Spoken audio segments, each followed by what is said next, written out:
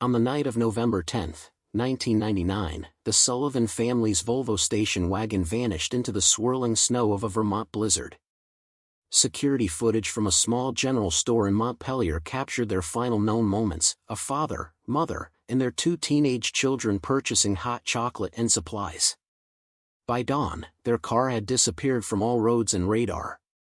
23 years later, when a local carpenter's arrest stunned the quiet New England community, investigators would discover the chilling truth: the Sullivans never left Vermont that night. Instead, they were buried beneath 2 decades of snow, silence, and shocking betrayal by someone they had trusted completely.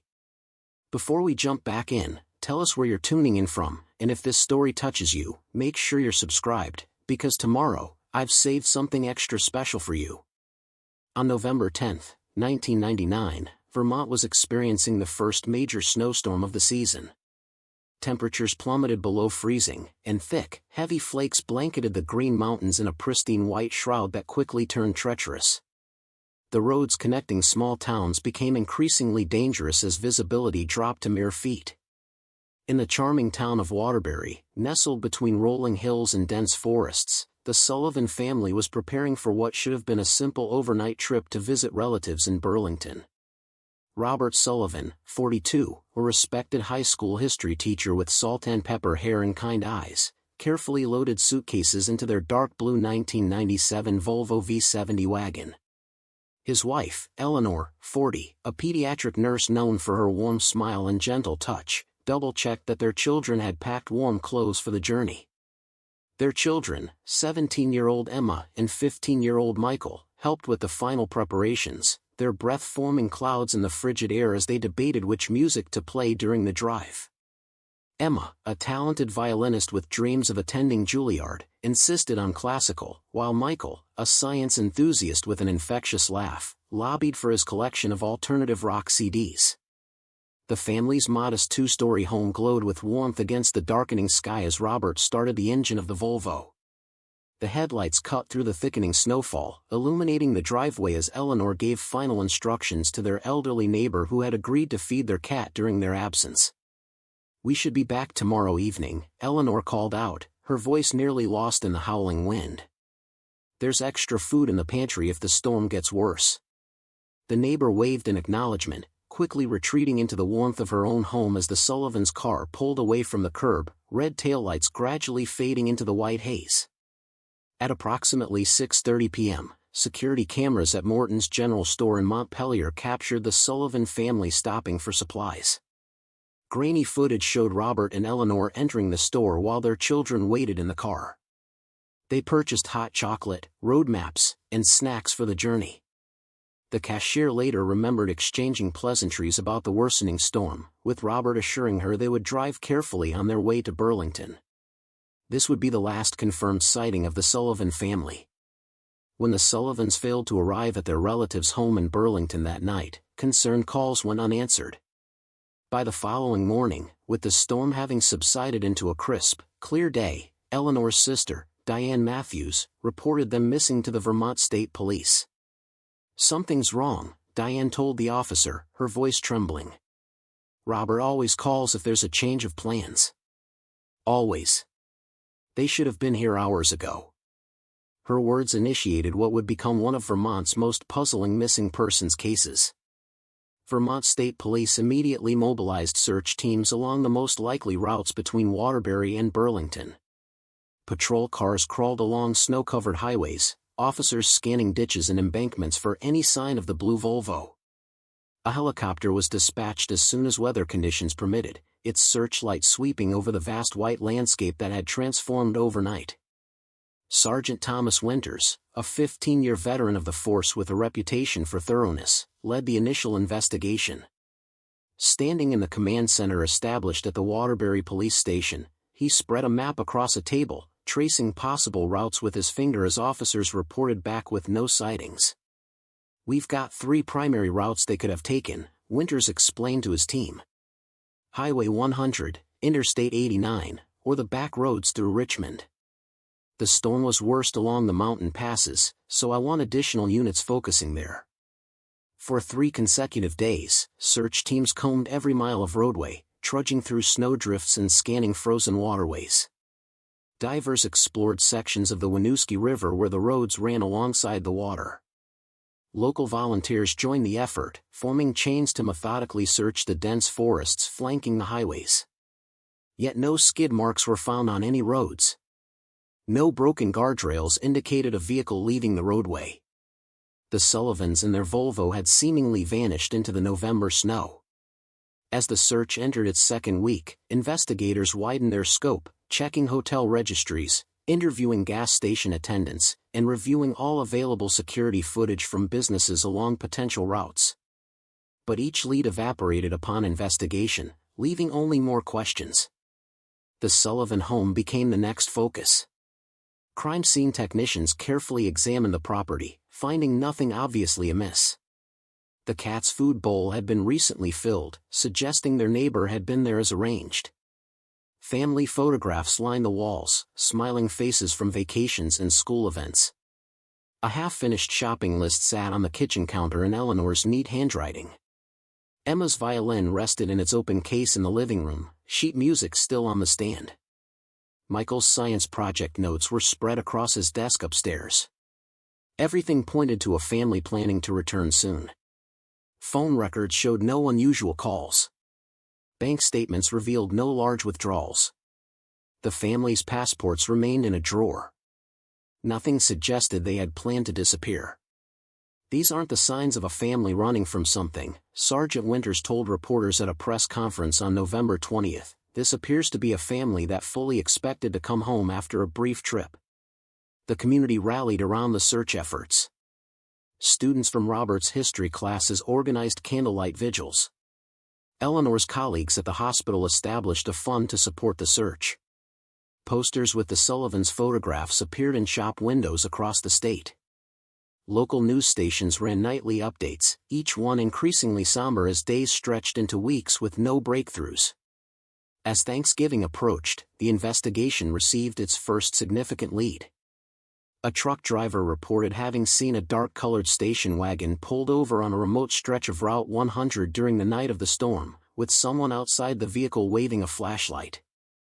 But by the time he had circled back after delivering his load, the car was gone. The timing and location matched the Sullivans' likely route. Investigators descended on the area, using metal detectors and ground-penetrating radar to search for any evidence beneath the snow. They found a single glove that Eleanor's sister identified as belonging to Robert, but nothing more substantial materialized. "That glove tells us they were here," Sergeant Winters noted in his report. But where they went afterward remains a mystery. As Christmas decorations began appearing around Waterbury, the Sullivans' home remained untouched, a painful reminder of the family's absence. Diane Matthews visited daily, collecting mail and caring for the cat, unable to accept that her sister and her family might never return. During the investigation's 7th week, attention turned to Jason Miller, a carpenter who lived on the outskirts of Waterbury. Miller, 39, had done extensive renovation work on the Sullivans' home the previous summer and had been seen speaking with Robert several times in the weeks before the family's disappearance. Initial questioning revealed that Robert had hired Miller for additional work scheduled to begin in December, but Miller claimed he hadn't seen the family since finalizing those plans in late October. "Sure, I knew them," Miller told investigators, his manner casual as he continued working on a cabinet in his workshop. "Good people." Robert had plans for building a music room for his daughter. "We were supposed to start after the holidays." When asked about his whereabouts during the storm, Miller provided a solid alibi. He had been at his sister's house in Stowe, confirmed by multiple family members who had gathered there during the bad weather. With no evidence linking Miller to the disappearance and a verified alibi, investigators moved on, focusing instead on a series of break-ins that had occurred in neighboring towns around the same time. But those leads, too, eventually grew cold. By January 2000, the daily searches had scaled back to weekly operations. The command center at the police station was dismantled, the case files transferred to the Vermont State Police's Major Crime Unit. Sergeant Winters was assigned to new cases, though he continued to review the Sullivan file during off hours, troubled by the lack of resolution. "I've never seen anything like it," he confided to a colleague. 4 people in a car don't just evaporate. They're out there somewhere, and we're missing something obvious. Preparing and narrating this story took us a lot of time, so if you are enjoying it, subscribe to our channel, it means a lot to us. Now back to the story. The 1-year anniversary of the Sullivans' disappearance was marked by a solemn ceremony in Waterbury's town square. Hundreds gathered, holding candles as Emma's violin teacher played a haunting rendition of Bach's Air on the G string, a piece the young woman had been perfecting before she vanished. Robert's students, now graduated, spoke of his passion for teaching. Eleanor's patients and their families shared stories of her compassion. Through tears, Diane Matthews pledged to never stop searching for answers. "My sister and her family are more than just a case file," she said, her voice breaking. "They are real people with dreams and plans for the future. Someone knows what happened to them. Please, come forward." The case featured on national television programs dedicated to unsolved mysteries. Tips flooded in from across the country, claimed sightings in Florida, theories about witness protection programs, even speculation about alien abduction. Each was investigated, each ultimately discounted. As years passed, the Sullivans' home was eventually sold, the proceeds held in trust. The cat found a new home with Diane. Emma's violin was donated to the high school music department. Michael's science awards gathered dust in storage boxes. The physical remnants of their lives dispersed, but the questions surrounding their fate remained firmly embedded in Vermont's collective memory. By 2005, the case had officially gone cold. The file, thick with reports, witness statements, and dead-end leads, was transferred to a storage facility in Montpelier. Sergeant Winters, now promoted to lieutenant, requested updates twice yearly but received the same response each time: no new information. The world moved forward. Waterbury changed, new businesses opened, old ones closed, faces aged, children grew up. But whenever November 10th arrived, accompanied by the first snowfalls of the season, conversations inevitably turned to the Sullivan family and the night they drove into oblivion. In the summer of 2010, a significant development briefly reignited hope. During routine dredging operations in Lake Champlain, workers discovered a submerged vehicle. For a heart-stopping moment, authorities believed they had finally found the Sullivans' Volvo. But as the car was raised from the murky depths, it was identified as a Honda Accord reported stolen in 2007, unrelated to the Sullivan case. Diane Matthews never stopped her personal crusade. Each year on the anniversary, she distributed updated flyers. She maintained a website dedicated to the case, posting regularly about her sister's family and responding to messages from well-wishers and amateur sleuths alike. She appeared on podcasts focused on cold cases, always ending with the same plea: someone knows something. Please help us find peace. In 2015, the Vermont State Police established a cold case unit, and the Sullivan disappearance was among the first files reviewed. New forensic technologies allowed for re-examination of the limited physical evidence, primarily the glove found on Route 100 and fibers collected from the family home. But these efforts yielded no breakthroughs. Detective Sarah Collins, newly assigned to the cold case unit and only a rookie officer when the Sullivans first disappeared, developed a particular interest in the case. In her spare time, she meticulously reconstructed the timeline, revisited witness statements, and created a comprehensive network map of the family's connections. "What I find most troubling," she noted in a memo to her supervisor, "is the complete absence of the vehicle. Even if the family met with foul play, the car should have surfaced by now, abandoned, stripped, or sold for parts. Its continued disappearance suggests something we haven't considered." Collins began re-interviewing people connected to the case, starting with those closest to the Sullivan family. Most had little new to offer after 16 years, their memories clouded by time and the numerous retellings of their experiences. But when Collins approached Jason Miller, now operating a successful contracting business in Burlington, she noticed something odd in his reaction. He seemed unusually defensive, Collins later wrote in her report. "When I mentioned I was reviewing cold cases, he immediately brought up the Sullivans before I specified which case I was investigating. His body language changed dramatically: crossed arms, minimal eye contact, rapid speech patterns. Miller insisted he had nothing to add to his original statements from 1999. He expressed sympathy for the family but emphasized how long ago it had all happened. "It's ancient history now," he told Collins. "Some mysteries just don't get solved." Something about his dismissive tone prompted Collins to dig deeper into Miller's background. She discovered that in 1999, his contracting business had been struggling financially, with several clients filing complaints about unfinished work. Yet by early 2000, Miller had paid off significant debts and expanded his operation. The timing raised questions that hadn't been explored in the original investigation. Further research revealed that Miller had purchased 20 acres of remote woodland near Camel's Hump Mountain in December 1999, just weeks after the Sullivans disappeared. The property remained undeveloped, used occasionally for hunting according to neighbors. The property purchase wasn't illegal or even necessarily suspicious, Collins explained to her unit. But combined with his financial turnaround and his reaction to questioning, it warrants a closer look. After obtaining a warrant, Collins and a small team visited Miller's woodland property in September 2021. Using ground-penetrating radar and cadaver dogs, they methodically searched the expansive property over several days.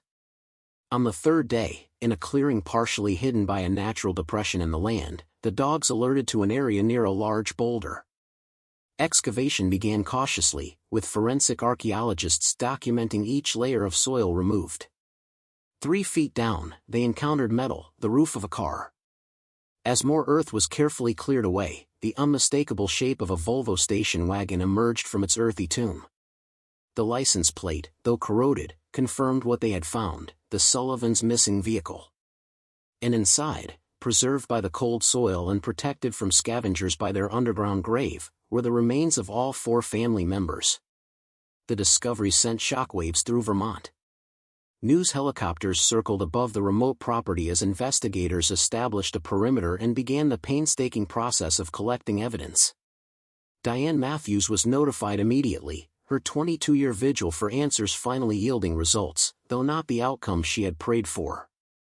The medical examiner determined that all 4 Sullivans had died from carbon monoxide poisoning, likely on the night of their disappearance. But the circumstances were clearly not accidental. The tailpipe had been deliberately blocked, and the doors locked from the outside. Most damning of all, traces of a sedative were found in tissue samples, suggesting the family had been drugged before being placed in the vehicle. Forensic evidence from the burial site, particularly tool marks in the soil and on nearby trees, matched equipment known to belong to Jason Miller.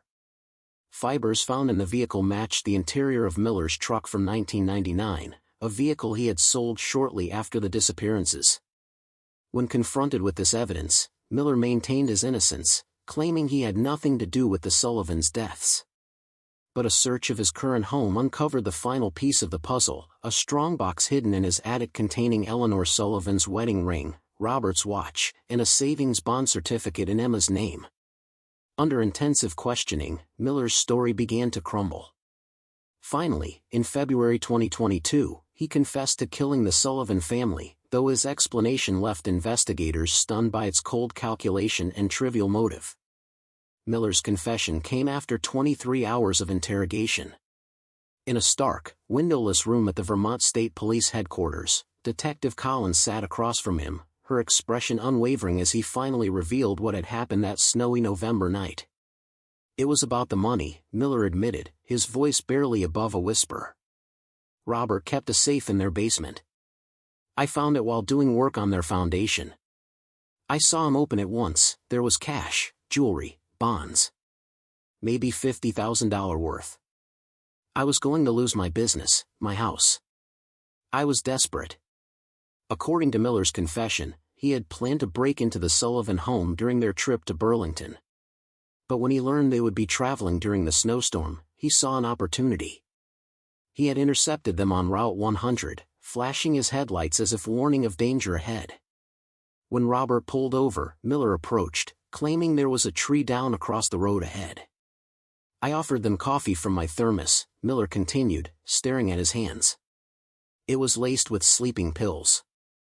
I told them we could wait in my truck until help came. Once they were unconscious, I drove their car to my property with them inside. I blocked the tailpipe and left the engine running. The cold calculation shocked even the most seasoned investigators. Miller had dug the grave site in advance, using his construction equipment to create a deep pit where the evidence of his crime would remain hidden for over 2 decades. After burying the car with the family inside, Miller returned to the Sullivan home, emptied the safe, and staged it to look like the family had simply departed as planned. He had taken the cat's food to create the impression they intended to return, even going so far as to place Eleanor's shopping list on the counter. Within days of Miller's confession, the news exploded across Vermont. The arrest of Jason Miller, now a respected businessman with community ties, stunned those who had known him for years. Former employees, neighbors, and even friends came forward expressing disbelief that he could have committed such a horrific crime while maintaining a normal facade for so many years.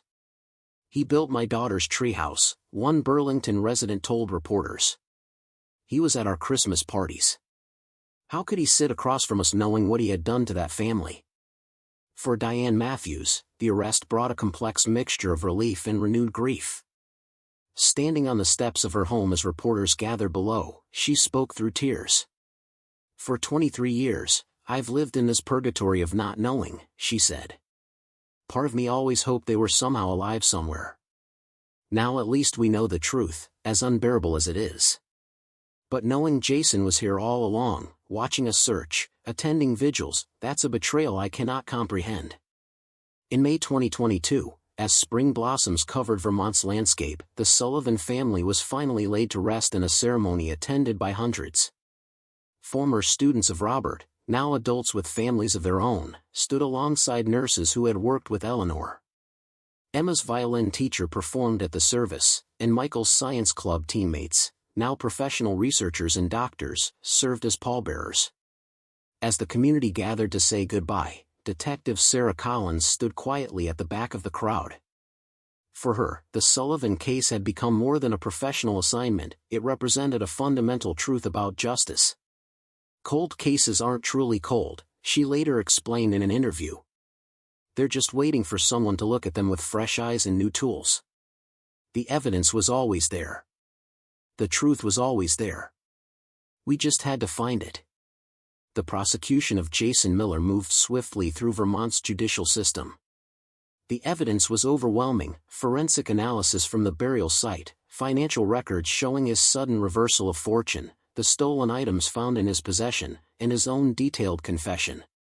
In September 2022, he pleaded guilty to 4 counts of first-degree murder in exchange for the prosecution not seeking the death penalty. At the sentencing hearing, Judge Harriet Oakes faced a courtroom divided by grief and morbid curiosity. Some had come to support Diane Matthews, while others simply wanted to witness the face of a killer who had hidden in plain sight for so long.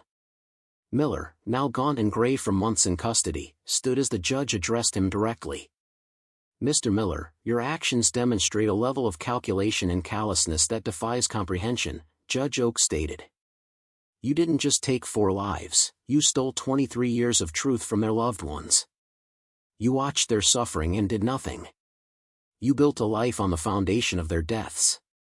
The judge sentenced him to 4 consecutive life sentences without the possibility of parole, one for each member of the Sullivan family. As Miller was led away in handcuffs, a reporter called out, asking if he had anything to say to the Sullivan family's loved ones. He paused, turning slightly, and whispered, "I'm sorry." The words, hollow and decades too late, echoed through the silent courtroom. For Detective Collins, the conclusion of the case brought professional recognition but also profound reflection. In her office at the cold case unit, surrounded by files of other families waiting for answers, she pinned a small photograph of the Sullivan family to her bulletin board, a reminder of why her work mattered.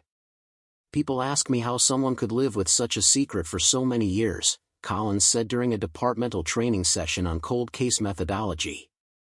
"But that's the wrong question. What we should ask is, how can we ensure that no secret stays buried forever? That's our job, to be the voice for those who can no longer speak for themselves." The Sullivan case transformed cold case investigation protocols throughout Vermont and eventually across New England.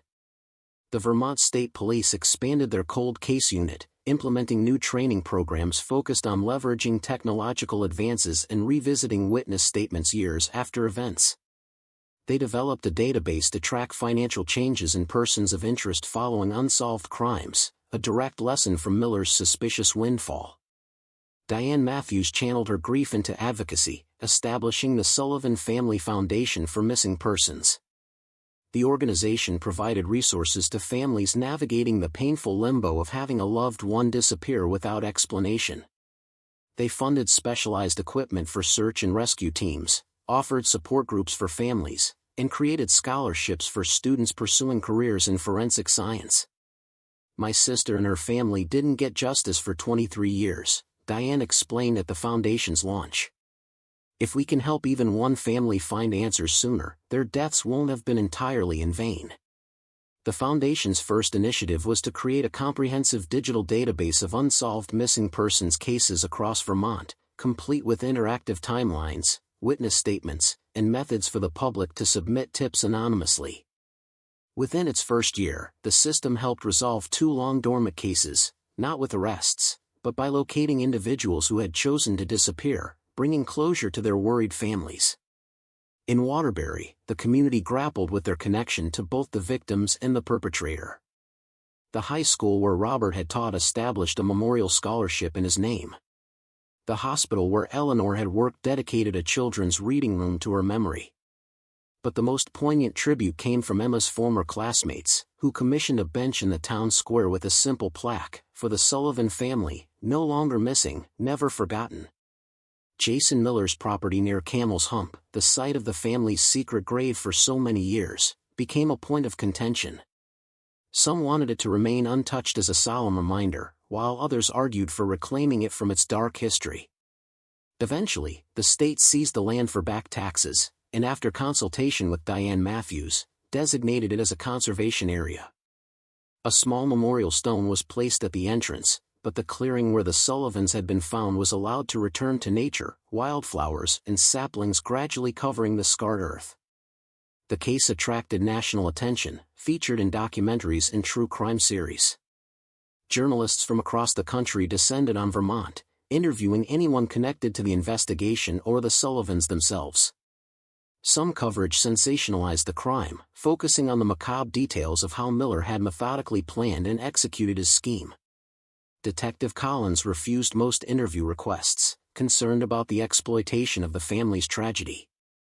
When she did speak, it was to emphasize the investigative techniques that had ultimately cracked the case, hoping to educate both the public and other law enforcement agencies.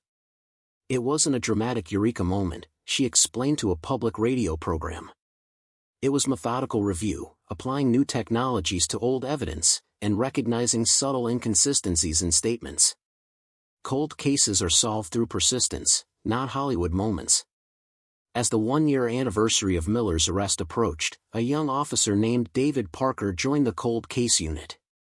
During his orientation, Collins handed him a thick binder, a comprehensive case study of the Sullivan investigation from disappearance to resolution. "Study this," she told him. "Learn how a case can evolve over decades. Understand that the first theory might not be the right one, and that sometimes the answer has been in front of us all along." Parker spent weeks absorbing the details, particularly fascinated by the technological progression evident throughout the case. Techniques unavailable in 1999 had proven crucial in 2022: advanced ground-penetrating radar, sophisticated forensic soil analysis, enhanced fingerprint recovery from degraded surfaces, and DNA extraction methods that could retrieve profiles from severely compromised samples. "It's like reading 2 different cases," Parker commented to Collins. The 1999 investigation had such limited tools compared to what we used to solve it. It makes you wonder how many other answers are just waiting for tomorrow's technology. Collins nodded thoughtfully. "That's why we never close a case completely. We might not have the right questions yet, let alone the right answers." This philosophy became the unofficial motto of Vermont's cold case unit: "We might not have the right questions yet." It reflected a fundamental shift in how unsolved cases were approached, acknowledging that limitations in current methods or understanding didn't mean a case was unsolvable, only that its time hadn't yet come. In April 2023, Sergeant Thomas Winters, the original lead investigator now retired, visited the Sullivan family graves. At 71, his hair was white, his movements slower, but the case still occupied a significant place in his thoughts. He placed flowers at each headstone, pausing longest at Emma's. "I'm sorry it took so long," he whispered. "But I hope you know we never forgot you." Later that day, Winters met with Collins at a small cafe in Montpelier, not far from where the Sullivans had made their last known stop. The two investigators, one at the end of his career, one in her prime, shared perspectives on the case that had connected them across generations. "You know what still haunts me?" Winters said, stirring his coffee. "All those times we drove past Miller's property during the search. We were probably just yards away from them, and we never knew." Collins nodded. "That's the nature of these cases. The answers are often hiding in plain sight. We just don't have the right lens to see them yet." Their conversation was interrupted when a young woman approached their table hesitantly. She introduced herself as Catherine, a former student of Robert Sullivan's from his final year of teaching. "I recognized you from the news coverage," she told Collins. "I just wanted to say thank you. Mr. Sullivan changed my life. He's the reason I became a teacher myself. For years, I wondered what happened to him and his family. Knowing the truth, even as horrible as it is, means something." After Catherine left, Winters and Collins sat in silence for a moment, the brief encounter highlighting the ripple effects of both the crime and its resolution across the community. "That's why this work matters," Collins finally said.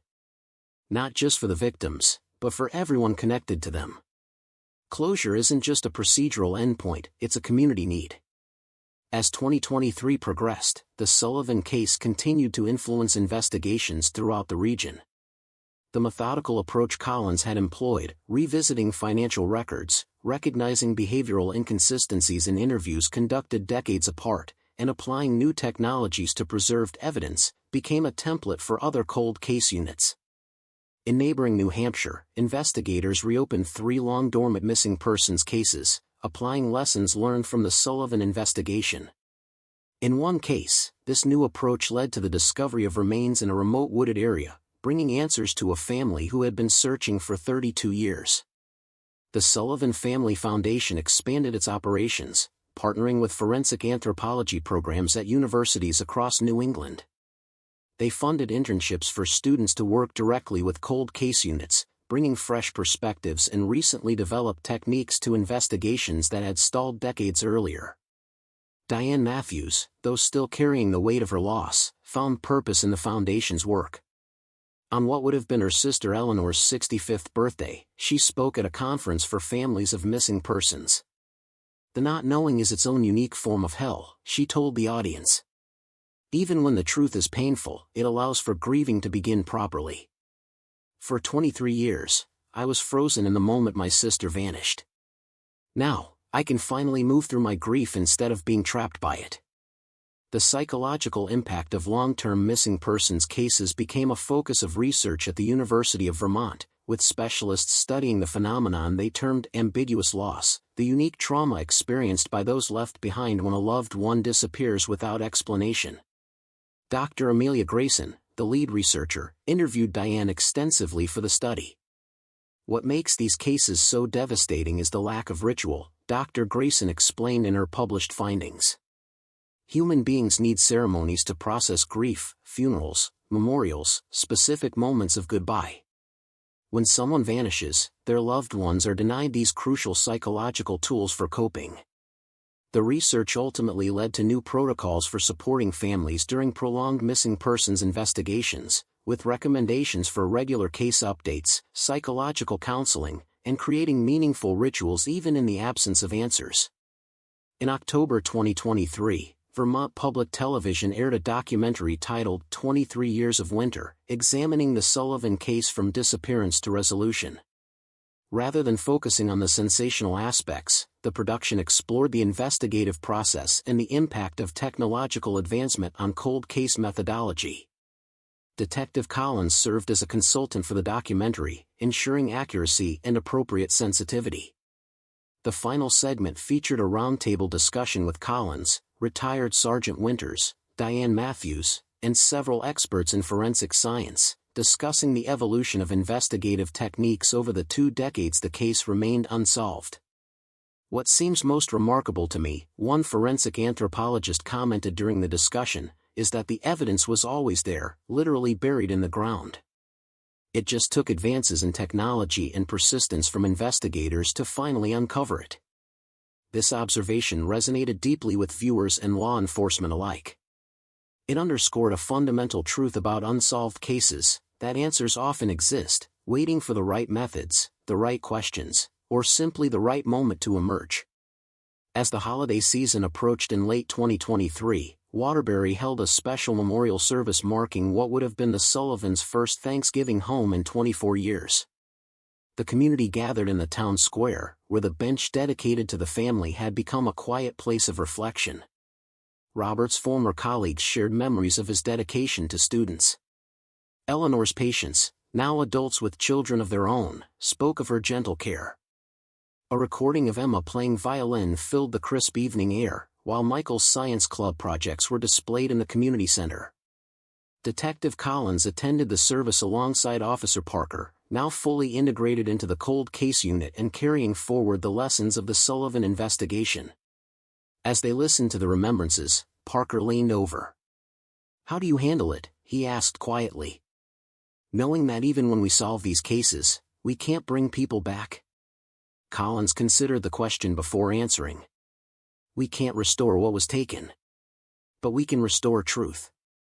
We can ensure that what happened to them becomes part of the record, not just their disappearance, but their actual fate. That matters." After the service, they walked through Waterbury's silent streets, passing houses decorated for the holidays. The lights reminded Collins of how the Sullivan home had sat dark for so many years while their community wondered and waited. "The hardest part of cold cases," she told Parker, "isn't the technical challenges or the limited evidence.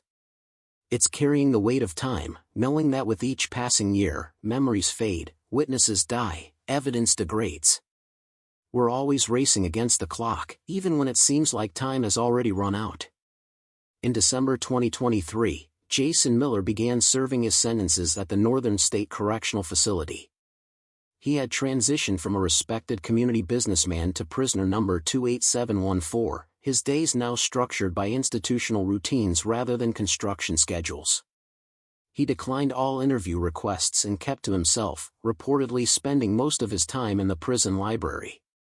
The only person from his previous life who visited was his sister from Stowe, the same sister who had unwittingly provided his alibi for the night of the murders. Her first visit lasted only 15 minutes before she left in tears, never to return.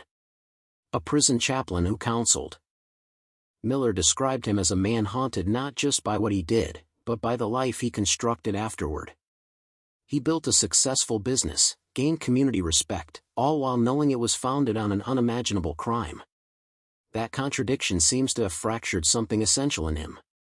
As 2023 drew to a close, Detective Collins received an unexpected package at the cold case unit. Inside was a journal, sent anonymously but clearly belonging to Jason Miller. The accompanying note simply read, "This might help with other cases."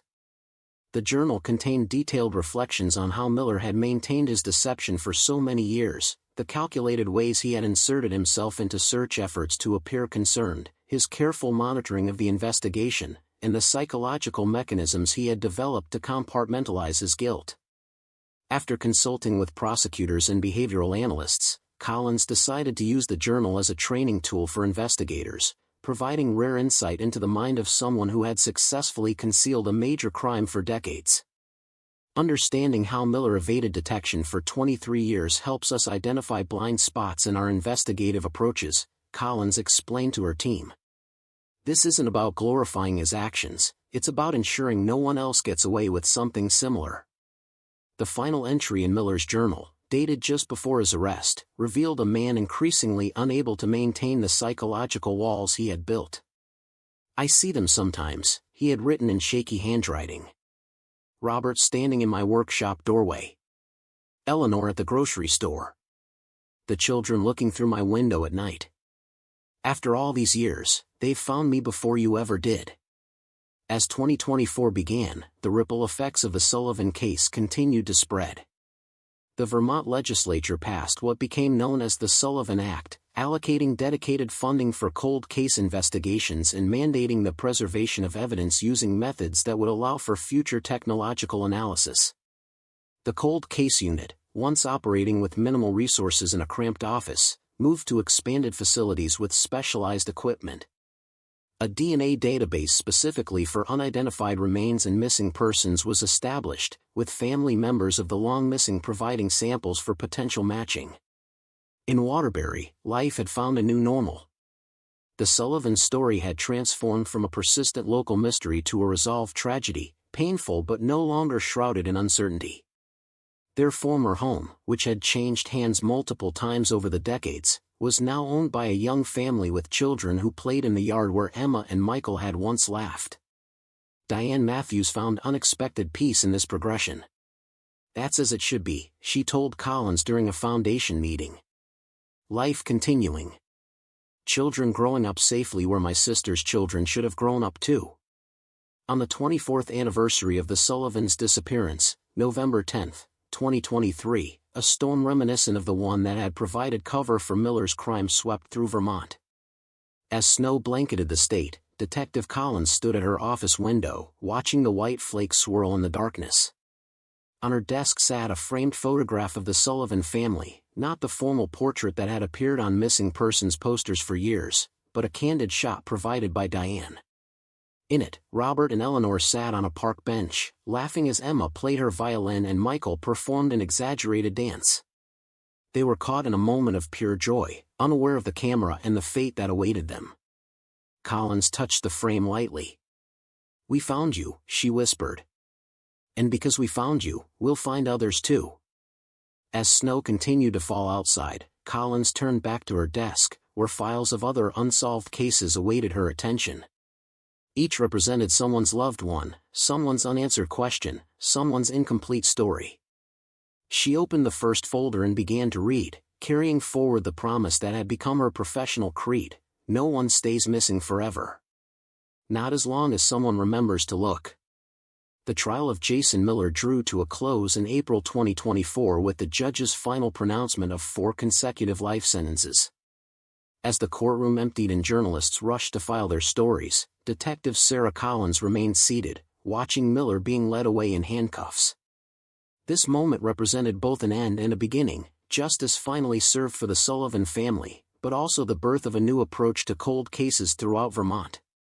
In the weeks following the sentencing, Collins found herself increasingly in demand as a speaker at law enforcement conferences across New England.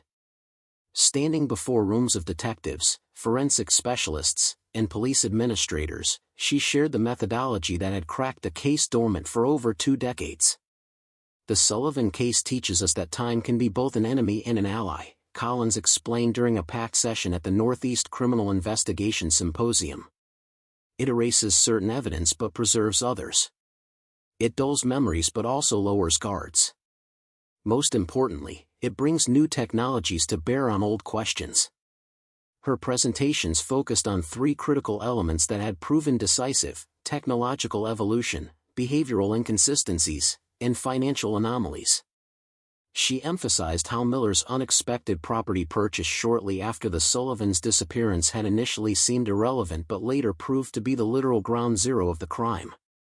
"Never dismiss the mundane," became her signature advice. A property deed, a bank deposit, a casual comment that doesn't quite fit, these are the threads that, when pulled properly, can unravel even the most carefully constructed cover-up.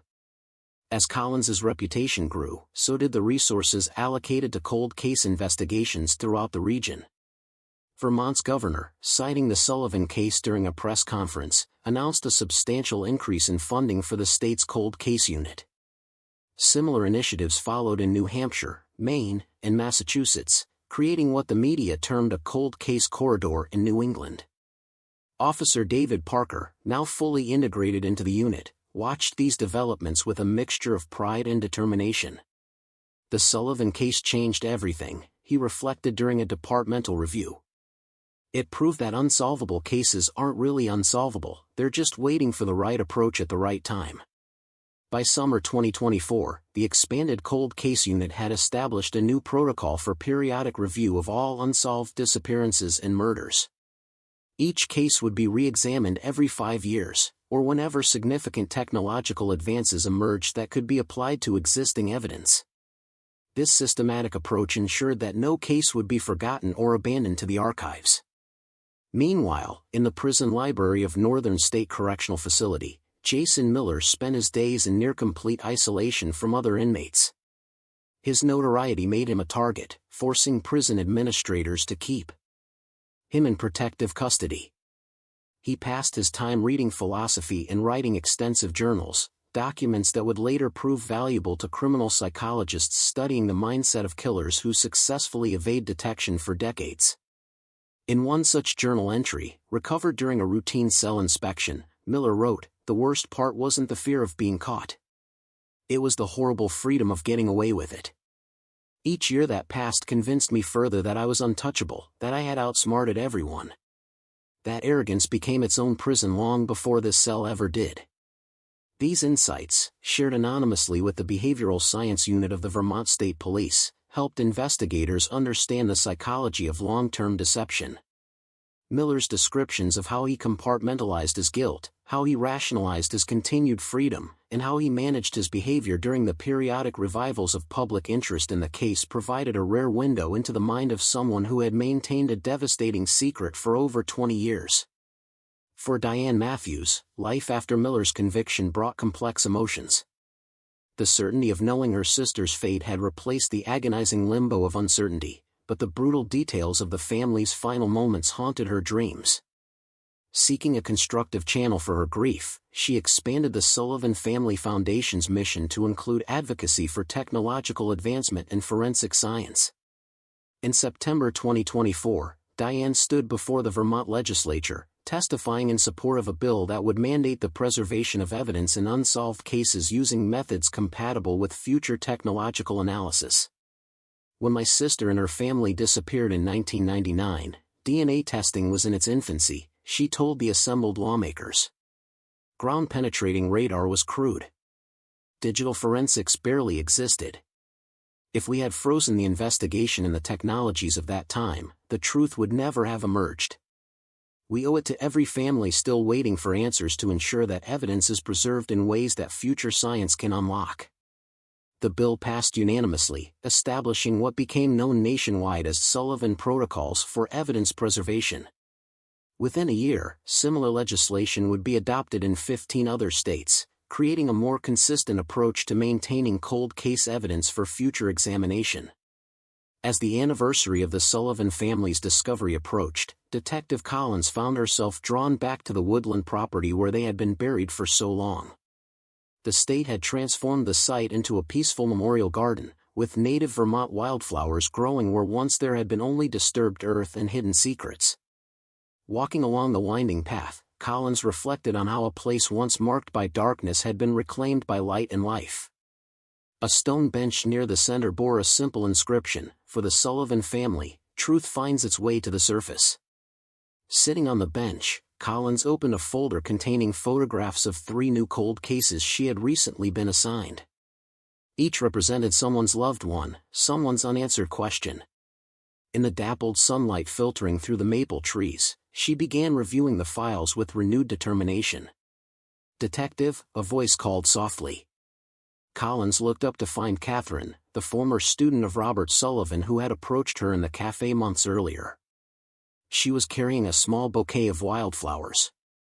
"I come here sometimes," Catherine explained, placing the flowers at the base of a small memorial stone. "It helps me remember Mr. Sullivan as he was, not defined by how he died, but by how he lived. How he taught us to think critically, to question everything, to never stop seeking answers." The 2 women sat together in companionable silence for a while, surrounded by the gentle rustling of leaves. Finally, Catherine asked, "Does it ever get easier? Dealing with these cases day after day?" Collins considered the question carefully. "Not easier," she finally replied. "But more purposeful. Each case is a promise we make to someone who can no longer speak for themselves. We become their voice, their advocate. That responsibility is heavy, but it's also a privilege." As autumn painted Vermont's landscape in brilliant reds and golds, the Sullivan case took on new significance in academic circles. The University of Vermont established a forensic science scholarship in the family's name, specifically supporting students interested in cold case methodology and technological applications to historical evidence. Dr. Amelia Grayson, whose research on ambiguous loss had been influenced by Diane Matthews' experience, developed a comprehensive support program for families of missing persons. The program, piloted in Vermont and later adopted nationally, integrated psychological counseling with regular case updates and community support networks. The Sullivan case demonstrated that resolution can come decades after a disappearance, Dr. Grayson explained during a psychology conference. That means we need to provide sustainable, long-term support for families who may be waiting years or even decades for answers. It's a marathon, not a sprint. In October 2024, Waterbury held its annual Harvest Festival, a tradition that had been observed even during the years when the Sullivan mystery loomed over the community. This year's festival featured a new element, a scholarship awards ceremony honoring Robert Sullivan's legacy as an educator. The recipient, a senior from Waterbury High School planning to study history education, accepted the award with a moving speech about how stories like the Sullivans taught invaluable lessons about persistence and truth. In Mr. Sullivan's final class before he disappeared, he apparently told his students that history isn't just about the past, it's about how we understand ourselves in the present, the student said, quoting from classroom notes preserved by a former student. The way this community never forgot his family, never stopped searching for answers, shows that he was right. Their story has become part of our shared history, and it shapes who we are today. As winter approached, bringing the first snowfalls to the Green Mountains, Detective Collins received an unexpected letter at her office. The envelope, postmarked from a town in western Massachusetts, contained a handwritten note and several photographs. "Detective Collins," the letter began. "You don't know me, but I've been following your work on the Sullivan case. My brother disappeared in 1987, and for 37 years, we've had no answers. After seeing how you resolved the Sullivan case, I've gathered some information that might help. There was a construction project near where he was last seen, and I've identified 3 people who worked there who were never interviewed." The letter continued with detailed observations, carefully preserved memories, and connections that had never been formally explored by the original investigators. Collins read it twice, then immediately called the cold case unit in Massachusetts to share the information. "This is exactly what we hoped would happen," she told Officer Parker later that day. "The Sullivan case isn't just about that one family anymore. It's becoming a catalyst for other investigations, inspiring people to come forward with information they might have been holding for decades." By December 2024, the ripple effects of the Sullivan case had reached far beyond Vermont's borders. Law enforcement agencies across the country began reviewing their cold case procedures, implementing variations of the systematic approach pioneered by Collins and her team. The FBI invited Collins to contribute to a national database of best practices for evidence preservation in long-term unsolved cases. In Waterbury, as Christmas decorations appeared in windows and snow blanketed the quiet streets, the community marked a solemn milestone, 25 years since the Sullivan family had vanished on that snowy November night. But unlike previous anniversaries marked by unanswered questions and painful speculation, this year's remembrance carried a different weight, the gravity of known truth rather than the anguish of uncertainty. A candlelight vigil held in the town square drew hundreds of residents, including many who had moved to Waterbury long after the Sullivans' disappearance but had come to understand the case's significance to their community's identity. As candles flickered in the winter darkness, Diane Matthews addressed the gathering. 25 years ago, my sister and her family set out on what should have been a simple journey, she began, her voice steady despite the emotion visible on her face. Their physical journey ended that night, but their impact on this community, and now on the entire field of cold case investigation, continues to grow. Because of them, other families will find answers. Other mysteries will be solved. Other truths will surface. As Diane spoke, Detective Collins stood at the back of the crowd, Officer Parker beside her. They watched as the community united in remembrance, hundreds of candles forming a constellation of light against the winter darkness. "This is why we do what we do," Collins whispered to her colleague. "Not just for the victims or their families, but for entire communities that need closure to move forward." The new year brought unexpected developments in the case's aftermath. Jason Miller, after months of refusing all interview requests, agreed to speak with a researcher from the criminal psychology department at the University of Vermont. His stated reason: to help prevent similar crimes by explaining his thought processes before, during, and after the murders. The resulting interviews, conducted over several months and carefully monitored by prison officials, produced what became known as the Miller Protocols, a framework for identifying behavioral patterns in individuals maintaining long-term criminal secrets. These insights proved valuable not only to criminal psychologists but also to investigators working on similar cases nationwide. Miller revealed the elaborate mental compartmentalization that had allowed him to function normally while carrying the knowledge of his crime. He described specific techniques he had used to appear genuinely concerned during the initial searches, how he had inserted himself into community discussions about the case to gather information on the investigation, and how he had carefully crafted his public persona to deflect suspicion. "I created a version of myself that existed alongside the truth," Miller explained in one recorded session. "That version became so convincing that sometimes I almost believed it myself." Almost. These revelations, while disturbing, provided invaluable insights for investigators. They learned to look for subtle inconsistencies in behavior over time, to identify patterns of artificial concern, and to recognize when someone's interest in a case seemed calculated rather than genuine. In March 2025, Detective Collins received a call from the Massachusetts State Police.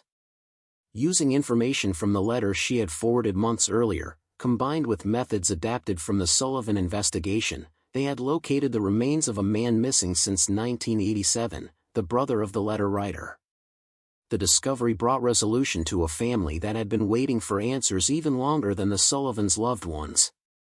"Your work created a template for us," the Massachusetts detective told Collins.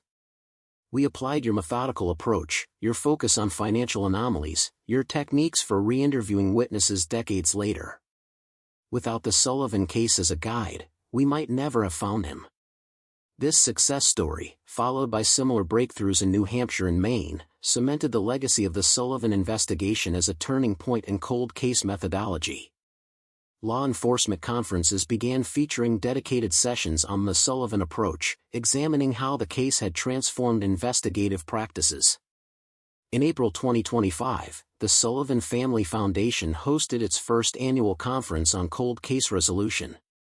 Held in Burlington, the event brought together law enforcement professionals, forensic scientists, psychological support specialists, and families of missing persons. The three-day program included workshops on evidence preservation, technological applications, witness re-engagement strategies, and psychological support systems for families enduring prolonged uncertainty. Diane Matthews opened the conference with a powerful address. "When I started this foundation, my goal was simple: to ensure that no family would have to wait 23 years for answers as we did. What I've learned since then is that this work isn't just about finding answers, it's about maintaining hope in the face of seemingly impossible odds." Detective Collins led a workshop on financial investigative techniques, sharing how Miller's property purchase and sudden debt resolution had provided crucial clues that previous investigators had overlooked. Officer Parker presented on the integration of historical and current investigative approaches, emphasizing the importance of preserving evidence in formats compatible with future technologies. The conference culminated in a panel discussion featuring Collins, Diane Matthews, Dr. Grayson, and the Massachusetts detective who had recently solved the 1987 disappearance. Each offered perspectives on how the Sullivan case had influenced their work and transformed their understanding of cold case investigation. The most important lesson from the Sullivan case isn't about specific techniques or technologies, Collins told the audience during the panel. It's about the fundamental belief that no case is truly unsolvable. Time doesn't erase the truth, it just changes how we must look for it. As spring blossomed across Vermont in 2025, bringing new life to landscapes long buried under snow, the Sullivan case continued to evolve from a specific criminal investigation into a broader symbol of persistence and hope. Schools incorporated the case into criminology and psychology curricula, using it to illustrate not only forensic principles but also the impact of unresolved trauma on communities and the power of resolution, however delayed.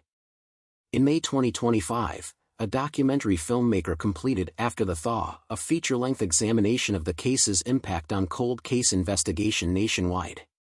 Rather than focusing on the sensational aspects of the crime, the film explored how the Sullivan investigation had transformed protocols, inspired technological applications, and given hope to families still waiting for answers about their loved ones. The documentary premiered at a small theater in Waterbury, with Diane Matthews, Detective Collins, and many community members in attendance. The final scene showed a sunrise over Camel's Hump Mountain, the golden light illuminating the memorial garden where the Sullivan family had been found after so many years hidden in darkness. As the credits rolled, a message appeared on screen, dedicated to the thousands of families still waiting for answers, and to the investigators who refused to let their loved ones be forgotten. The audience sat in silence as the theater lights came up, many wiping away tears. Diane Matthews embraced the filmmaker, whispering, "Thank you for showing that their story didn't end in that grave. It continues every time another family finds answers." Outside the theater, Collins found herself approached by a middle-aged couple who introduced themselves as parents of a young woman who had disappeared in southern Vermont 3 years earlier. "Watching this gives us hope," the father said, his voice breaking slightly. "Not just that we might find our daughter someday, but that even if the worst has happened, the truth can still come to light." Collins took their contact information, promising to review their daughter's case personally. This was the most profound legacy of the Sullivan investigation, the restoration of hope to those living in the purgatory of not knowing. By the summer of 2025, the cold case unit had expanded to include 6 full-time investigators, each specializing in different aspects of long-term investigation. Collins, now promoted to lieutenant, oversaw the unit with a clear vision, systematic review, technological integration, and unfailing persistence. Under her leadership, the unit developed a comprehensive database of all unsolved disappearances and murders in Vermont, with cases categorized by type, location, time period, and available evidence. Each case was assigned a scheduled review date, ensuring that none would be forgotten in the archives. In July 2025, their methodical approach yielded another success, the resolution of a 1995 disappearance of a college student from the University of Vermont. Unlike the Sullivan case, this investigation led not to an arrest but to the discovery that the young woman had intentionally vanished, creating a new identity in the western United States. Now in her 50s, she had decided to come forward after learning about the Sullivan case and realizing the pain her disappearance had caused. "I never thought about what I was leaving behind," she told Collins during their meeting in a small cafe in Burlington. "I was young, in crisis, and I just wanted to escape. Seeing the Sullivan story made me understand what my family has been living with all these years." This resolution, though very different from the Sullivan case, reinforced a crucial truth, that answers, whatever form they took, were essential for healing. Collins arranged for the woman to reconnect with her elderly parents, who had never stopped searching for their daughter. Their reunion, though complicated by decades of absence, began a process of reconciliation that would have been impossible without the truth.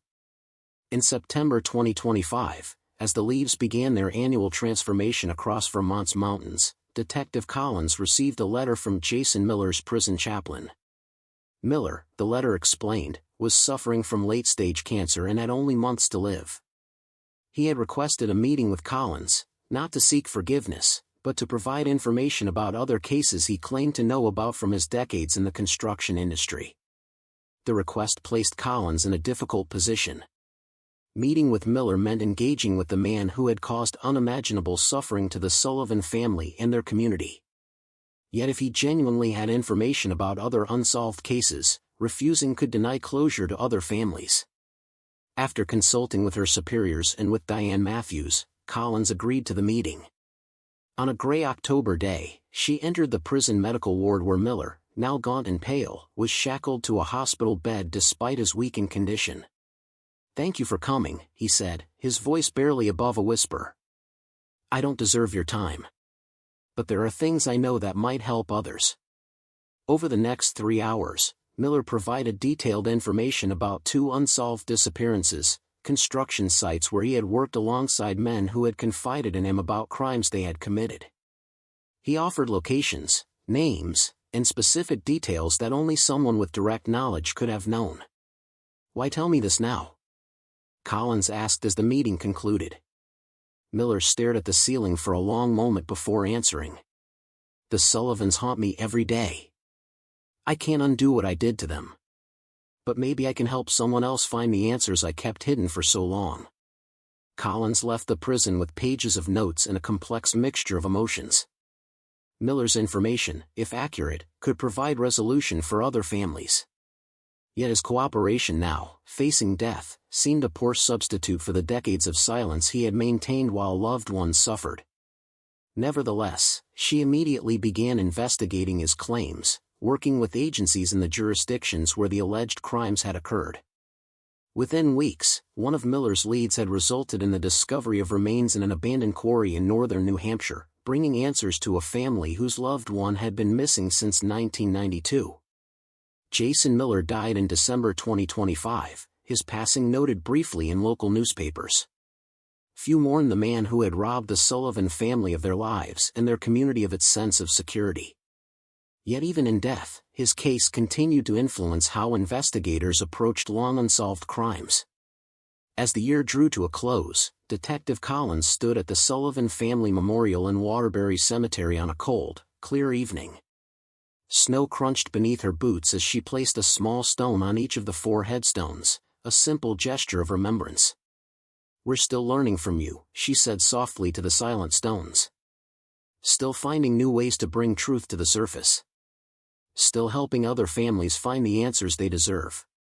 In the distance, the lights of Waterbury twinkled against the winter darkness. The town had healed in the years since the case's resolution, the wound of uncertainty replaced by the scar of known truth, painful but no longer raw, a part of the community's shared history rather than its uncertain present. As Collins turned to leave, she noticed Officer Parker waiting respectfully at a distance. In his hand was a file folder, another cold case, another family waiting for answers, another truth buried beneath layers of time. "Are you ready?" he asked as she approached. Collins nodded, taking the folder. "Always," she replied. "This is what we do. This is what the Sullivans taught us, that time doesn't erase the truth. It just changes how we have to look for it." Together, they walked through the silent cemetery, leaving footprints in the fresh snow, temporary marks that would vanish with the next storm, much like the evidence they sought in cases long. Film explored how the Sullivan investigation had transformed protocols, inspired technological applications, and given hope to families still waiting for answers about their loved ones. The documentary premiered at a small theater in Waterbury, with Diane Matthews, Detective Collins, and many community members in attendance. The final scene showed a sunrise over Camel's Hump Mountain, the golden light illuminating the memorial garden where the Sullivan family had been found after so many years hidden in darkness. As the credits rolled, a message appeared on screen, dedicated to the thousands of families still waiting for answers, and to the investigators who refused to let their loved ones be forgotten. The audience sat in silence as the theater lights came up, many wiping away tears. Diane Matthews embraced the filmmaker, whispering, "Thank you for showing that their story didn't end in that grave. It continues every time another family finds answers." Outside the theater, Collins found herself approached by a middle-aged couple who introduced themselves as parents of a young woman who had disappeared in southern Vermont 3 years earlier. "Watching this gives us hope," the father said, his voice breaking slightly. "Not just that we might find our daughter someday, but that even if the worst has happened, the truth can still come to light." Collins took their contact information, promising to review their daughter's case personally. This was the most profound legacy of the Sullivan investigation, the restoration of hope to those living in the purgatory of not knowing. By the summer of 2025, the cold case unit had expanded to include 6 full-time investigators, each specializing in different aspects of long-term investigation. Collins, now promoted to lieutenant, oversaw the unit with a clear vision, systematic review, technological integration, and unfailing persistence. Under her leadership, the unit developed a comprehensive database of all unsolved disappearances and murders in Vermont, with cases categorized by type, location, time period, and available evidence. Each case was assigned a scheduled review date, ensuring that none would be forgotten in the archives. In July 2025, their methodical approach yielded another success, the resolution of a 1995 disappearance of a college student from the University of Vermont. Unlike the Sullivan case, this investigation led not to an arrest but to the discovery that the young woman had intentionally vanished, creating a new identity in the western United States. Now in her 50s, she had decided to come forward after learning about the Sullivan case and realizing the pain her disappearance had caused. "I never thought about what I was leaving behind," she told Collins during their meeting in a small cafe in Burlington. "I was young, in crisis, and I just wanted to escape. Seeing the Sullivan story made me understand what my family has been living with all these years." This resolution, though very different from the Sullivan case, reinforced a crucial truth, that answers, whatever form they took, were essential for healing. Collins arranged for the woman to reconnect with her elderly parents, who had never stopped searching for their daughter. Their reunion, though complicated by decades of absence, began a process of reconciliation that would have been impossible without the truth. In September 2025, as the leaves began their annual transformation across Vermont's mountains, Detective Collins received a letter from Jason Miller's prison chaplain. Miller, the letter explained, was suffering from late-stage cancer and had only months to live. He had requested a meeting with Collins, not to seek forgiveness, but to provide information about other cases he claimed to know about from his decades in the construction industry. The request placed Collins in a difficult position. Meeting with Miller meant engaging with the man who had caused unimaginable suffering to the Sullivan family and their community. Yet if he genuinely had information about other unsolved cases, refusing could deny closure to other families. After consulting with her superiors and with Diane Matthews, Collins agreed to the meeting. On a gray October day, she entered the prison medical ward where Miller, now gaunt and pale, was shackled to a hospital bed despite his weakened condition. "Thank you for coming," he said, his voice barely above a whisper. "I don't deserve your time. But there are things I know that might help others." Over the next 3 hours, Miller provided detailed information about 2 unsolved disappearances, construction sites where he had worked alongside men who had confided in him about crimes they had committed. He offered locations, names, and specific details that only someone with direct knowledge could have known. "Why tell me this now?" Collins asked as the meeting concluded. Miller stared at the ceiling for a long moment before answering. "The Sullivans haunt me every day. I can't undo what I did to them. But maybe I can help someone else find the answers I kept hidden for so long." Collins left the prison with pages of notes and a complex mixture of emotions. Miller's information, if accurate, could provide resolution for other families. Yet his cooperation now, facing death, seemed a poor substitute for the decades of silence he had maintained while loved ones suffered. Nevertheless, she immediately began investigating his claims, working with agencies in the jurisdictions where the alleged crimes had occurred.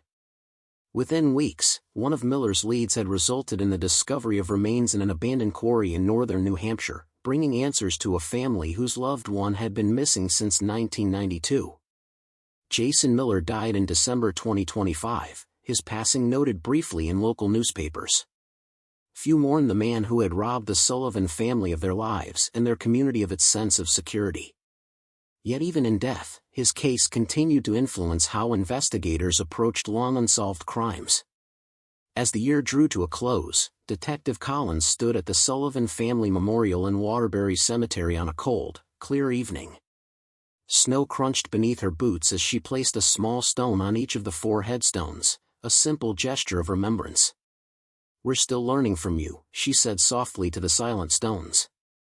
"Still finding new ways to bring truth to the surface. Still helping other families find the answers they deserve." In the distance, the lights of Waterbury twinkled against the winter darkness. The town had healed in the years since the case's resolution, the wound of uncertainty replaced by the scar of known truth, painful but no longer raw, a part of the community's shared history rather than its uncertain present. As Collins turned to leave, she noticed Officer Parker waiting respectfully at a distance. In his hand was a file folder, another cold case, another family waiting for answers, another truth buried beneath layers of time. "Are you ready?" he asked as she approached. Collins nodded, taking the folder. "Always," she replied. "This is what we do. This is what the Sullivans taught us, that time doesn't erase the truth. It just changes how we have to look for it." Together, they walked through the silent cemetery, leaving footprints in the fresh snow, temporary marks that would vanish with the next storm, much like the evidence they sought in cases long considered lost. But beneath the surface, like truth itself, the solid ground remained, waiting to be found by those persistent enough to keep searching, no matter how many years had passed. As the winter of 2026 settled across Vermont, the Sullivan case continued to influence cold case investigation throughout the Northeast. What had begun as the resolution of one family's tragedy had evolved into a methodological revolution, transforming how investigators approached cases long considered unsolvable. In January, Detective Sarah Collins, now widely respected as a pioneer in cold case methodology, received an invitation to address the National Cold Case Conference in Washington, D.C. Standing before hundreds of law enforcement professionals from across the country, she shared the evolution of what had become known as the Sullivan approach, a systematic, technology-forward methodology that had already helped solve dozens of long-dormant cases. "The most powerful element of this approach isn't technological," Collins explained to the attentive audience. "It's philosophical. It's the unwavering belief that time doesn't erase truth, it simply changes how we must look for it." Following her presentation, investigators from dozens of agencies approached Collins with questions about specific cases, each hoping to apply her insights to their own unsolved mysteries. She spent hours in the conference hall, reviewing case summaries, offering suggestions, and providing encouragement to those who had been searching for answers, sometimes for decades. "What you've done with the Sullivan case gives all of us hope," a detective from Arizona told her. "I've been carrying a 30-year-old disappearance my entire career. Your work shows me it's not too late to find answers." Back in Vermont, Officer David Parker had been methodically reviewing cold cases using the protocols Collins had established. In February, his persistence paid off when he identified a pattern connecting three seemingly unrelated disappearances from the early 1980s. Each victim had worked at different construction sites managed by the same company, a connection that had been noted in the original files but never thoroughly investigated. When Collins returned from Washington, Parker presented his findings. "I think we might have a serial predator who operated for years without detection," he explained, spreading photographs and timelines across their conference table. The company had projects throughout New England, which could explain why the cases were never connected. They crossed jurisdictional boundaries. Collins studied the materials carefully, noting the meticulous research Parker had conducted. "This is exactly the kind of pattern recognition we need," she told him. "Let's pull the original evidence and see what modern analysis might tell us." Over the following weeks, they requested evidence from storage facilities across 3 states, much of it untouched for decades. Some samples had degraded beyond usefulness, but others, particularly cloth fibers, hair samples, and soil residue, yielded new information when subjected to contemporary analytical methods. By March, they had identified a prime suspect, a construction foreman named William Daniels who had worked at all 3 sites. He had died in 1998, but his DNA, obtained from his surviving children with their cooperation, provided a match to evidence found on one victim's clothing. Though the suspect was beyond earthly justice, the resolution brought peace to families who had waited nearly 40 years for answers. At a small ceremony in Burlington, Collins and Parker met with the victims' relatives to share their findings.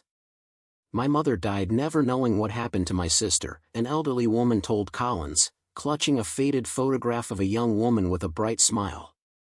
"She lit a candle on her birthday every year, always believing she might come home someday.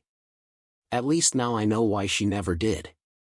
This successful resolution further validated the systematic approach pioneered through the Sullivan case, demonstrating that even decades-old evidence could yield answers when examined with the right techniques and sufficient determination. In April 2026, the Vermont state legislature unanimously passed an expanded version of the Sullivan Act, creating a dedicated fund for cold case investigation and mandating regular review of all unsolved homicides and disappearances, regardless of age. The bill's sponsor, a senator whose own cousin had been missing since 1988, cited the Sullivan case as proof that justice delayed need not be justice denied. At the signing ceremony, Diane Matthews stood alongside Detective Collins and Officer Parker, representing not only her sister's family but all those still waiting for answers. As cameras flashed and the governor prepared to sign the legislation, Diane leaned toward Collins. "Robert would have loved this," she whispered. "He always taught his students that history isn't just about knowing what happened, it's about understanding why it matters today." The comment struck Collins deeply, reminding her that behind every case file was a real person whose life had extended far beyond the circumstances of their disappearance or death. That evening, she began creating what would become known as the Sullivan Protocols, a standardized approach for maintaining the humanity at the center of cold case investigations. "Each victim had a life before they became a case number," she wrote in the introduction to the protocols. "Understanding who they were helps us understand what happened to them and, crucially, why it matters that we continue searching for answers, no matter how many years have passed." The protocols emphasized the importance of regular communication with families, the creation of comprehensive victim profiles beyond simple demographics, and the establishment of community memorial events that would keep cases in public consciousness without exploiting tragedy for sensationalism. By summer 2026, the Sullivan Family Foundation had expanded its mission beyond Vermont, establishing regional support networks for families of missing persons throughout New England. These networks provided both emotional support and practical assistance, helping families navigate complex bureaucracies, connecting them with appropriate law enforcement contacts, and ensuring that their loved ones' cases remained active in official systems. Diane Matthews, though now in her 70s, traveled extensively to launch these networks, sharing her experience to help others navigate the painful limbo of having a loved one missing. At a community center in Portland, Maine, she addressed a group of families who had been waiting for answers for periods ranging from months to decades. "The hardest part isn't just the not knowing," she told them. "It's the way the world expects you to move on before you have answers. People ask if you've found closure, not understanding that closure requires truth. What we can offer each other is the recognition that your wait is valid, your questions matter, and your loved one deserves to be remembered as more than a mystery." This approach, honoring both the missing and those left behind, became a cornerstone of the Foundation's work. Rather than focusing exclusively on investigative techniques, they recognized that emotional support was equally crucial for families enduring prolonged uncertainty. In August 2026, a breakthrough in DNA technology opened new possibilities for cold case investigation nationwide. A technique developed at the University of Vermont's Forensic Science Department, partially funded by grants from the Sullivan Family Foundation, allowed for DNA extraction from samples previously considered too degraded for analysis. The technique, dubbed Sullivan sequencing in honor of the case that had inspired its development, promised to revolutionize how investigators approached decades-old evidence.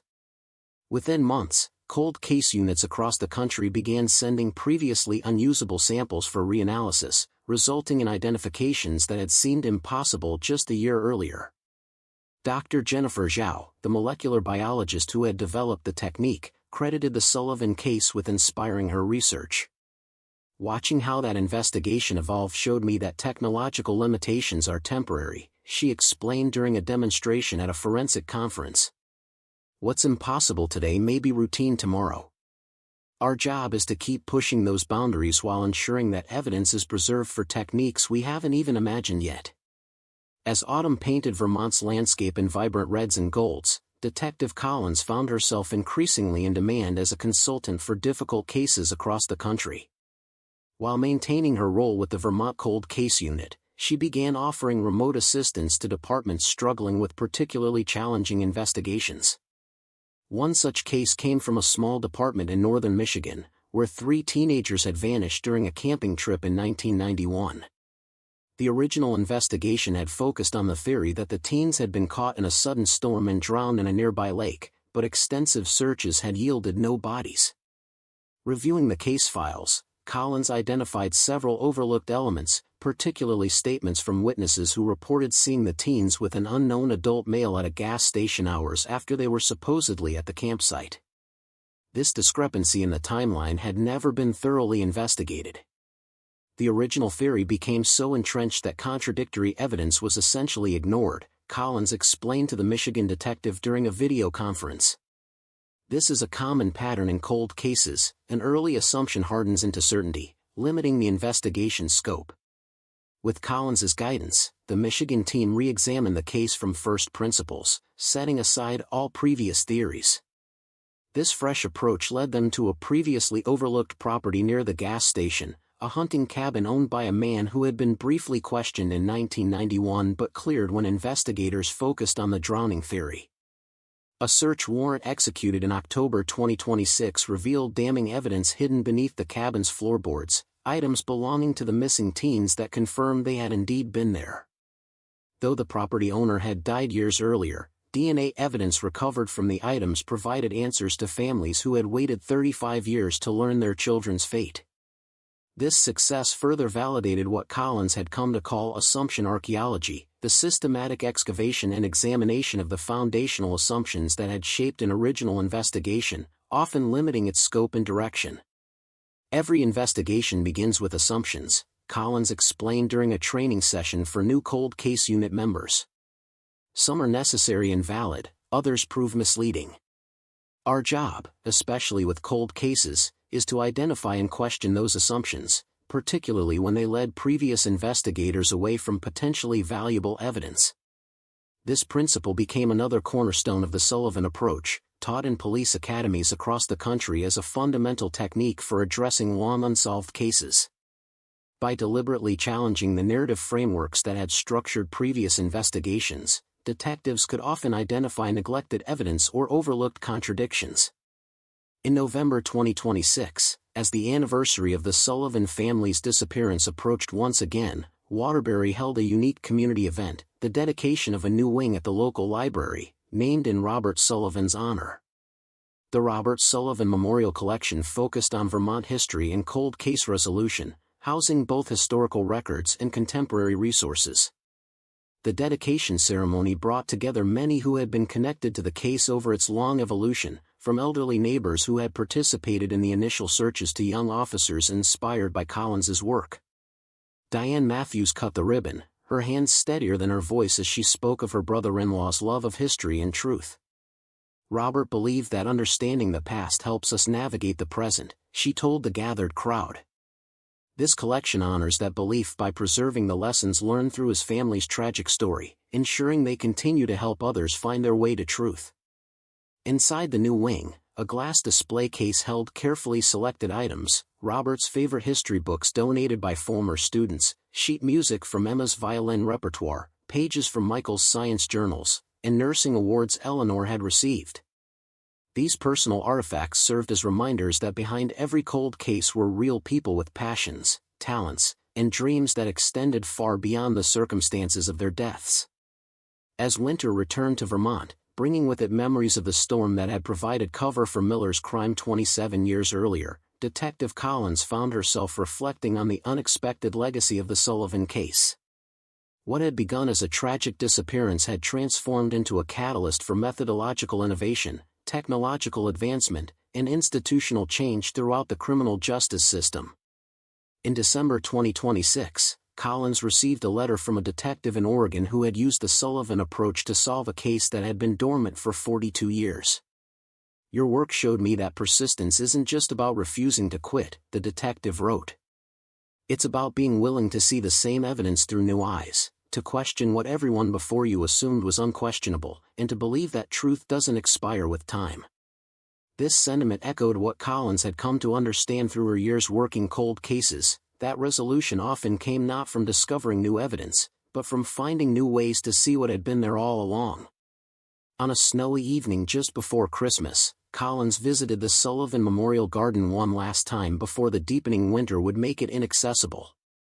The space was silent, the memorial stones dusted with fresh powder that sparkled in the fading light. As she stood in the peaceful clearing, Collins thought about all the families still waiting for answers, some for years, others for decades. Their journeys, like Diane Matthews' 23-year vigil, represented both the deepest pain of uncertainty and the most profound hope for eventual truth. The Sullivan case taught us that time doesn't erase truth, Collins whispered to the silent garden. It just changes how we have to look for it. And as long as someone keeps looking, no one is truly forgotten. Returning to her car, Collins found Officer Parker waiting with a file folder in hand, another cold case, another family waiting for answers, another truth buried beneath layers of time and assumption.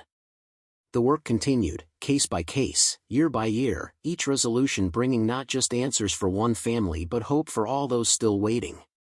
As they drove back through the snow-covered mountains toward Burlington, Collins glanced at the folder on her lap. Inside was a photograph of a young woman who had disappeared in 1978, a case nearly 50 years old, with evidence long degraded and witnesses largely gone. By conventional wisdom, such a case would be considered hopelessly cold. But the Sullivan case had fundamentally changed that conventional wisdom. It had proven that with sufficient determination, the right methodology, and evolving technology, even the most challenging cases could yield their secrets eventually. "Do you think we can solve this one?" Parker asked, nodding toward the folder. Collins considered the question carefully before answering. "I don't know," she admitted. "But I do know this, as long as we keep looking, she isn't forgotten.